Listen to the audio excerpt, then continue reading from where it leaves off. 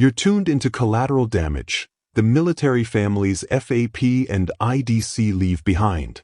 Voices have been altered, because in this system, honesty has a price. Let's jump into Episode 2, Collateral Damage Military Investigations and Their Human Cost. Welcome to the Deep Dive.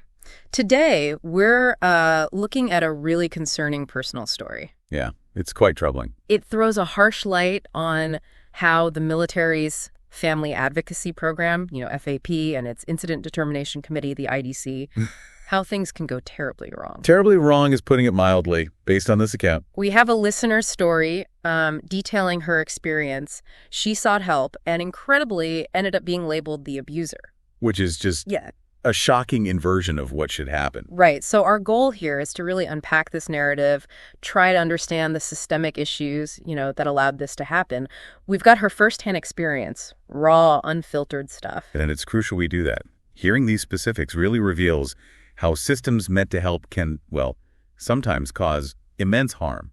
We need to analyze the sequence of events. Definitely. Okay, so let's start at the beginning. Our listener, we're calling her Sarah. She reached out to FAP. Okay. Her husband, a service member dealing with TBI and PTSD, had actually expressed thoughts of harming her. Right, a very serious threat level immediately. Exactly, and this wasn't like out of the blue. Sarah described years of domestic abuse. Verbal, emotional, some physical incidents too. And controlling behavior. Oh yeah, controlling behavior, even sexual coercion. It was a whole pattern. And it's so important to remember that seeking help often comes after a long, long period of escalation, fear, danger. Right. So him voicing thoughts of killing her, that should have been like code red. Yeah. It needed a very careful, victim-centered response right away. You'd think so. And initially, it almost seemed like it might be okay. Sarah felt the FAP social worker was supportive at first. Okay, a glimmer of hope there. She shared the extent of the abuse, the rages, the control, and also some really disturbing things she found on his computer. Pornography, including images she believed were of underage girls. Wow, okay. So she reported that discovery too. She did. She reported it to the base. Yeah. But here's where it gets, unbelievable. She was told it wouldn't be investigated unless the images were specifically of prepubescent children. Prepubescent. That's a really specific and worrying distinction. Any material involving child exploitation warrants immediate attention. Exact. To dismiss it based on some arbitrary age range within underage, it just points to maybe a flawed understanding. Or flawed protocols. It really makes you wonder, doesn't it? But then things took an even more alarming turn. Okay. Because her husband had made that statement about killing her, Sarah was told an unrestricted report was mandatory. Which makes sense, given the threat. That triggers certain actions. Right. It triggered a military protection order, an MPO. But here's where it goes completely off the rails. Uh-oh. Her husband wasn't even living in the house at that time. But Sarah, the one who asked for help, she was ordered to leave her own home. Wait. She had to leave, even though he wasn't there. Yes. Had to go stay in a hotel, pay for it herself. She felt totally isolated, already regretting she'd even sought help. I can only imagine. That's not protection, that's displacement. Punishment, almost. And the promised immediate contact with her husband, that didn't happen either. Then, kind of out of nowhere, CID, the Criminal Investigation Division. The ones who initially said no to the pornography investigation. Yeah, them. They suddenly reversed course, started an investigation into the pornography, but apparently didn't even tell Sarah why they changed their minds. So just more confusion piled on top of the isolation, forcing her out of her home when he wasn't there. It suggests the process was maybe just focused on immediate separation, not her actual safety or well-being. Or finances, clearly. It certainly seems that way. And the lack of communication about the investigation just adds to that feeling of, chaos. Total disarray. No support for her in that moment. And it got worse. This MPO, this military protection order meant to keep her safe, almost immediately violated. Her husband contacted her through a third party. So much for protection. That raises serious questions about enforcement, doesn't it? Yeah. How effective these orders actually are in practice. Totally. At this point, Sarah felt completely failed by the system. The very place she turned to for help was, from her perspective, actively making things worse. Yeah, forcing her to rely entirely on her own network, friends, family, faith. Exactly, which just highlights this massive failure of the military system to provide the safety she needed. Makes you wonder about the initial risk assessment. Did they even do one properly? What was supposed to stop him contacting her? Good questions. And Sarah also suspects her husband used DARVO tactics. DARVO. Deny, attack, reverse victim and offender. A classic manipulation tactic. Right. So Sarah tried to get support from a different base, one closer to her family, out of state. And initially they seemed really helpful. Okay. A different experience. Yeah, like night and day, multiple conversations, they're responsive, even tried to set up an in-person meeting, but then silence. What happened? Communication just stopped cold. The reason she was given. Her husband's base told the other base they weren't allowed to talk to her until after the IDC meeting. They blocked her from getting support elsewhere. Yep. Refused to allow communication. And the IDC meeting was still weeks away. Wow. That interference, I mean, that's actively preventing her from getting help. It suggests a serious lack of coordination, or maybe something worse, it just isolated her even more. Completely. And if he was using DARVO tactics, trying to paint himself as the victim, well, that kind of institutional blocking just plays right into it, doesn't it? Especially if the investigators aren't trained to spot it. It really does. And her direct interactions with the social worker back at her husband's base, they were deeply unsatisfactory. How so? Well, a virtual meeting was basically useless because of technical problems on the social worker's end. Okay. Frustrating, but maybe unavoidable. Maybe, but then a follow-up phone call felt super rushed, dismissive. And during these, really brief chats, the social worker vaguely mentioned her husband was blaming her. Blaming her for what?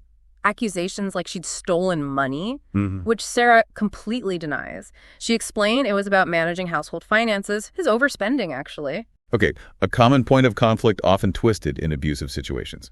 And he accused her of physically blocking him, which she also denied, saying she was terrified of him. Why would she physically block him? Right, it doesn't track with the fear she'd already expressed. It really sounds like they were just taking his word for it. It felt that way to her. The interactions were so limited, so unhelpful. Technical issues, rushed calls. It doesn't exactly scream supportive environment, you know? Not at all. It raises questions about the training, the workload. Do these social workers have the capacity, the tools to do thorough, unbiased assessments? That's the big question. And what's truly, truly shocking to Sarah, and frankly hard to believe, is the complete absence of any trauma-informed care. Meaning nobody asked about her experiences, her fears, what she'd actually been through. Despite her previous reports of sexual coercion, talking to the chaplain, none of that seemed to matter. They didn't even ask. Never. She never got a real chance to tell her full story to the people making the decisions. That's astounding. Yeah. How can you determine anything without hearing from the person who initiated the report? Exactly. And the end result of this whole mess, Sarah was informed she was labeled the offender in the system. She was. The one who reported the abuse and the death threat. Yes. Even though, by her account, she didn't meet the military's own criteria for abuse. Meanwhile, her husband, the one she reported, not labeled an offender. I'm speechless. That's a devastating outcome.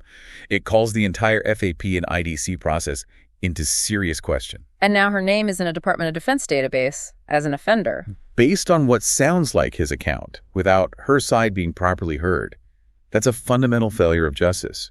The lack of a trauma-informed approach seems blatant here. Absolutely. And this DoD database, labeling people like this, potentially wrongly, based on such a flawed process, the consequences are huge. Oh, they're immense for Sarah. This label, it could wreck her career. She has advanced degrees, they could become useless. Because of background checks tied to that database. Precisely. And it could also shatter her lifelong dream of adopting a child. Being on a registry like that. It's life-altering, based on a process that sounds deeply unfair. She asks, understandably, what is the point of family advocacy if it ends up silencing and hurting the actual victim? A very valid question. She wonders if maybe his long military service played a role, gave him some kind of, benefit of the doubt that she didn't get. It's impossible to know for sure from the outside, but you can see why she'd wonder that. It feels like something skewed the outcome. And she feels her experience isn't isolated, that it points to a bigger systemic problem. Which is deeply concerning. If this isn't just a one-off failure, but indicative of wider issues within FAP and IDC, that needs urgent attention. Despite all this, though, going through this nightmare, Sarah's strength is pretty remarkable. That sounds like it. She talks about how crucial her friends and family were, her faith, and she's determined to fight back against this. She's not letting it go. Good for her. That takes incredible courage after being let down so badly. Her core belief is just that nobody should be abused again by the system that's supposed to help them. Absolutely. Her determination? sharing this story. It highlights the real human cost when these systems fail. It's a powerful call for change. It really is. It underscores why we have to listen to victims, believe them, ensure the process is fair. So as we kind of wrap our heads around Sarah's story, what are the key takeaways here? Well, first and foremost, the urgent need for systemic reform. FAP IDC. Clearly, something is broken if this can happen. Yeah, the system seems capable of actually validating abuse and hurting the victim. That's the opposite of its purpose. Exactly. Listening to victims, believing them, implementing trauma-informed care throughout the process, ensuring due process. Yeah. These aren't optional extras. They have to be fundamental. Right, and this DoD database, labeling victims as offenders without a fair hearing, that raises huge ethical flags. Practical ones, too. It needs immediate review. Huge flags. And Sarah's own words just nail it. My husband needed help. Instead, the system validated his abusive behavior and left me as collateral damage. It's hard, doesn't it? It really does. It encapsulates the failure. It strongly suggests, maybe the current IDC process needs a total rethink. And that database needs serious scrutiny.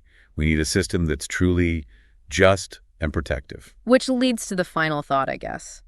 You have this system intended to support military families, but in practice, as we've seen here, it can re-traumatize people, punish them for seeking safety. Yeah. So what fundamental shifts are actually needed? How do we make sure family advocacy truly advocates for everyone in that family, especially the most vulnerable? That's the critical question, isn't it? What needs to change at a deep level to prevent stories like Sarah's from ever happening again? Something for all of us and hopefully the military leadership to really think about.